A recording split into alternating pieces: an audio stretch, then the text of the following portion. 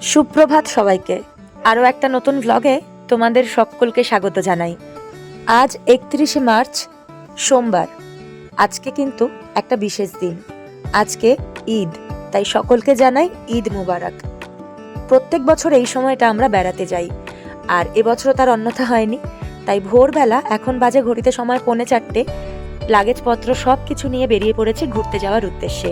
কারা কারা যাচ্ছি, কোথায় যাচ্ছি, সবটা তোমাদের সঙ্গে শেয়ার করব। শুধু ব্লগটা প্রথম থেকে শেষ অবধি পুরোটা দেখতে হবে। শেওড়াফুলি স্টেশন থেকে ব্যান্ডেল লোকাল ধরে এখন যাচ্ছি হাওড়া। তারপর হাওড়া গিয়ে উঠবো ট্রেনে। কারা কারা যাচ্ছি এক্ষুনি দেখতে পাবে। ট্রেন থেকে নেমে গেছি, আর এই দেখো কারা যাচ্ছে। এখানে আমাদের চিনি মহারানী সকাল সকাল কত খুশি, একসঙ্গে ঘুরতে যাবে বলে কথা। আর আমাদের এই টিমটা কিন্তু বহু পুরনো টিম, আর একসঙ্গে আমরা যাওয়া মানেই আলাদা আনন্দ। আমাদের ট্রেন অ্যানাউন্স করে দিয়েছে, তাই সবাই মিলে সেই দিকেই রওনা দিলাম। আমাদের এবারের যাত্রায় আমাদের ট্রেনটা ছিল বন্দে ভারত। বহু দিনের ইচ্ছা ছিল বন্দে ভারতে করে কোথাও ঘুরতে যাব। আর একটা কথা আমি সবসময় মানি, মন থেকে কোনো কিছু চাইলে তা ঈশ্বর পূরণ করবেই। তাই এতদিন পর আমার আরও একটা ইচ্ছা পূরণ হলো। লাগেজ নিয়ে উঠে পড়লাম ট্রেনে। কি সুন্দর পরিষ্কার পরিচ্ছন্ন একটা ট্রেন। সত্যি কথা বলতে ভাবাই যায় না, এত জায়গায় ঘুরতে গেছি কিন্তু এই রকম ট্রেন কোথাও দেখিনি। কেন সেটা আরও পরে বলছি। ট্রেনে উঠেই দুজন দুজনের সিটে বসে পড়েছেন, একেবারে রাজা মহারাজাদের মতো। আর এদিকে বাপি এখন সমস্ত লাগেজ সেট করছে। আর একটু পরেই ট্রেন ছাড়বে। হাওড়া থেকে 5:55 বন্দে ভারত ছাড়বে, আর সেটা নিউ জলপাইগুড়িতে পৌঁছবে 1:25-এ। এখনো বলিনি না কোথায় ঘুরতে যাচ্ছি, দাঁড়াও আর একটু পরে বলছি। ট্রেনে উঠেই কিন্তু বেশ ঠান্ডা লাগছিল, সেই কারণে চাদর মুড়ি দিয়ে সব একসঙ্গে গল্প করতে বসে পড়লাম। কিছুক্ষণ পর চলে আসলো আমাদের চা। তবে একটা কথা বলি, আমরা কিন্তু খাবারটা এখানে নিইনি, কারণ খাবারটা আমরা প্রত্যেকে বাড়িতেই এনেছিলাম। যেহেতু আমাদের সঙ্গে দুটো বাচ্চা ছিল, তো সেই কারণে ট্রেনের খাবারের থেকে মনে হলো বাড়ি থেকে নিজেদের মতন খাবার বানিয়ে নিয়ে যাই। তবে চাটা ট্রেন থেকে কিনে খেয়েছিলাম, খারাপ নয়, মোটামুটি খেতে ছিল। এরপর আমি আর সোনম একটুখানি ঘুরছিলাম গোটা ট্রেন। প্রচণ্ড বোর হচ্ছিলাম, বাচ্চাগুলো ঘুমিয়েও পড়েছিল, কিন্তু আমরা কি করব। কিছুক্ষণ পর এখন আমরা করব সকালের ব্রেকফাস্টে ছিল ব্রেড, বাটার, কলা আর ডিম সেদ্ধ। খাওয়া দাওয়া করে ট্রেন তখন ফারাক্কা ব্যারেজ ক্রস করছে। আর এদিকে আমি সঙ্গে এনেছিলাম ফ্রুট কাস্টার্ড। বন্দে ভারতকে আমাকে এরকম ফ্রুট কাস্টার্ড খাওয়াতে পারতো? কখনো নয়। তাই বাড়ি থেকে বানানো এরকম লোভনীয় একটা খাবার ট্রেনে বসে খাওয়ার মজাই আলাদা। আর এটা বুদ্ধিটা আমাকে বাপিয়ে দিয়েছিল, বলেছিল ট্রেনে খাবো, এটা বানিয়ে নিয়ে চলো। তারপরও দেখি সময় কাটছে না। তখন ওর চুলটা একটু বেঁধে দিচ্ছিলাম, ভাবলাম এই করে যতটা সময় কাটানো যায় আর কি। সত্যি কথা বলতে জানলার ধারে বসে এরকম প্রাকৃতিক দৃশ্য উপভোগ করতে করতে ঘুরতে যাওয়ার মজাই আলাদা। আমিও তার ব্যতিক্রম নই। এরপর সময় হয়ে গেল আমাদের লাঞ্চ করার। তোমরা হয়তো ভাবছো খেয়েই যাচ্ছি সকাল থেকে, কিন্তু না, সময়ের জিনিসটা খাচ্ছিলাম।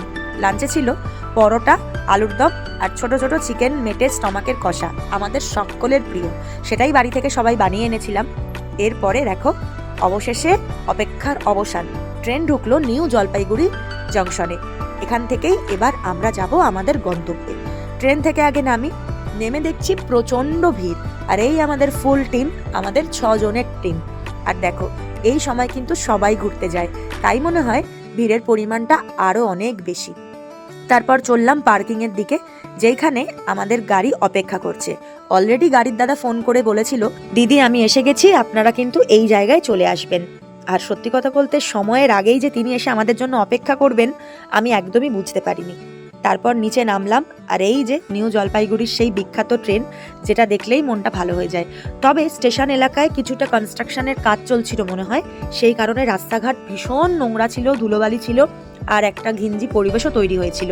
এই যে আমাদের গাড়িতে লাগেজ তুলে আমরাও উঠে বসলাম। এবার শুধু আর কিছুক্ষণের অপেক্ষা, তারপরেই আমরা পৌঁছে যাব আমাদের গন্তব্যে। এই যে রাস্তা পেরিয়ে অনেকটা দূর যেতে সময় লাগবে প্রায় 1.5 থেকে 2 ঘন্টা। আমরা যাচ্ছি ডুয়ার্স। হ্যাঁ, প্রকৃতির অনেকটা কাছে, প্রকৃতিকে উপভোগ করব।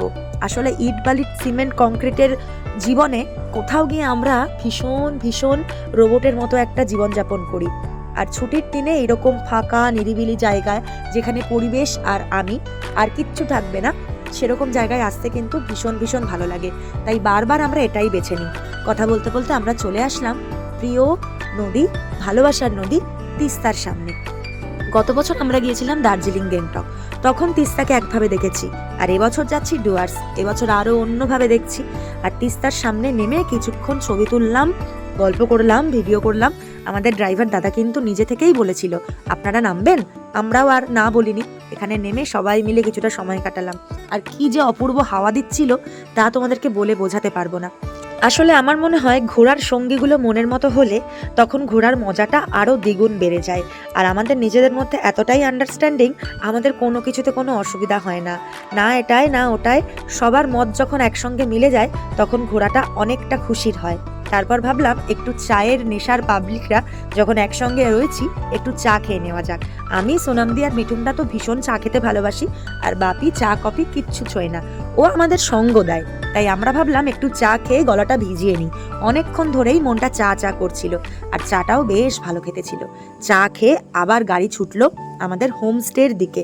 এখনো অনেকটা পথ বাকি, চারিদিকে চা বাগানে ভর্তি, দেখেই মনটা ভালো হয়ে যাচ্ছিল। এই জায়গাটার নাম চালসা। এইখান থেকে আর 2 কিলোমিটারের মধ্যেই আমাদের ডুয়ার্সের রিসর্ট। আর এই রাস্তাটা দেখো, যত যাচ্ছি তত যেন ঘন অভয়ারণ্যে ছেয়ে যাচ্ছে।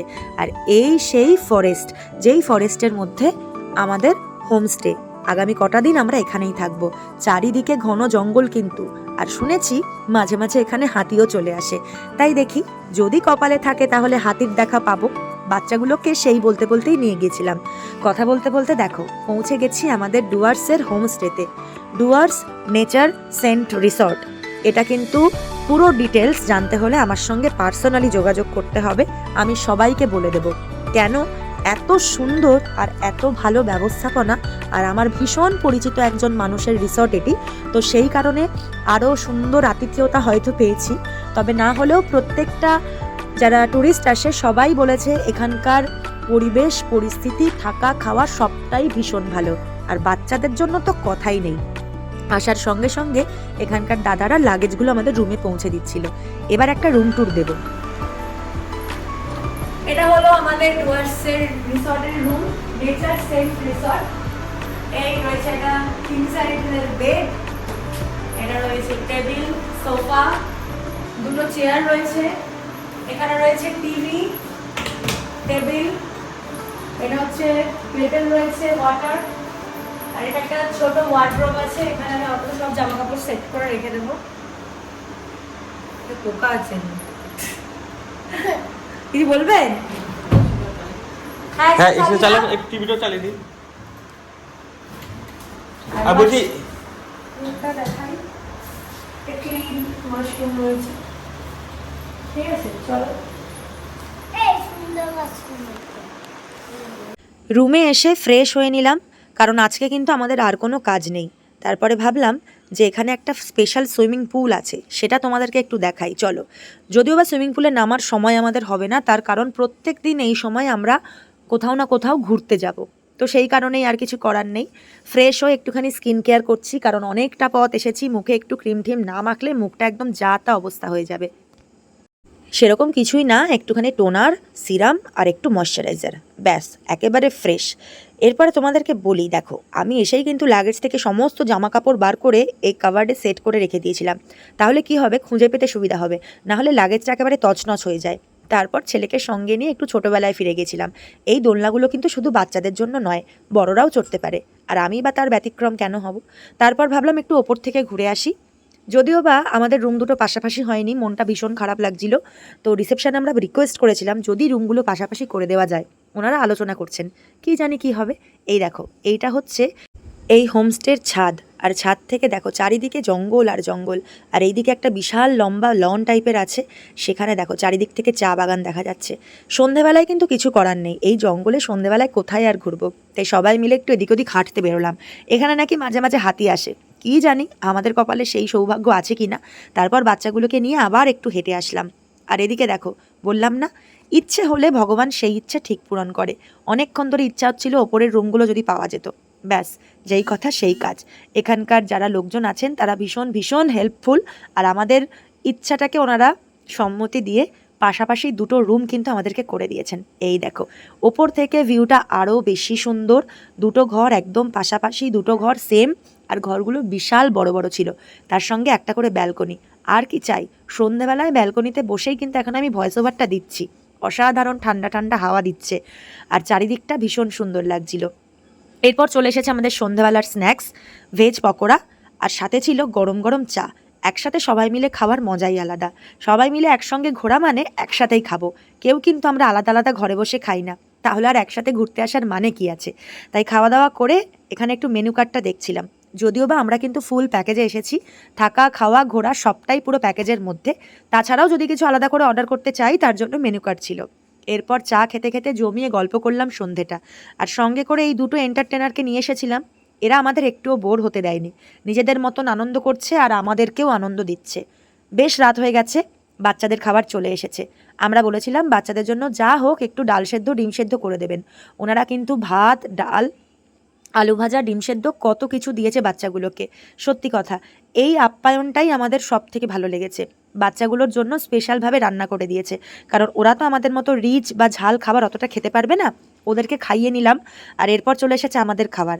আমাদের খাবার মেনুতে কী কী ছিল তোমাদেরকে দেখাই চলো। আমাদের খাবার মেনুতে ছিল ফুলকপি আলুর একটা রসা, চিকেন কষা, ভাত, ডাল আর আলু ভাজা তো আগে থেকেই ছিল। এতগুলো খাবার আইটেম, কোয়ালিটি কোয়ান্টিটি দুটোই বেস্ট। প্রতিটা খাবার অসাধারণ খেতে ছিল, একটুও বাড়িয়ে বলছি না। তোমরা যদি আসো তবেই তোমরা বুঝতে পারবে। এরপর খাওয়া দাওয়া কমপ্লিট করে এবার কিন্তু শুয়ে পড়বো। তবে শোয়ার আগে আবার একবার বাইরেটা আসলাম, চারিদিকটা নিস্তব্ধ নিরিবিলি, মনটা এক মুহূর্তে ভালো হয়ে যাচ্ছিল। দেখা হবে পরের ব্লগে, অনেক অনেক জিনিসপত্র তোমাদের সঙ্গে শেয়ার করব, কিন্তু পুরো ঘোরাটাই। তার জন্য দেখতে থাকো আর সঙ্গে থেকো। আজকের ব্লগটা এখানেই শেষ করছি।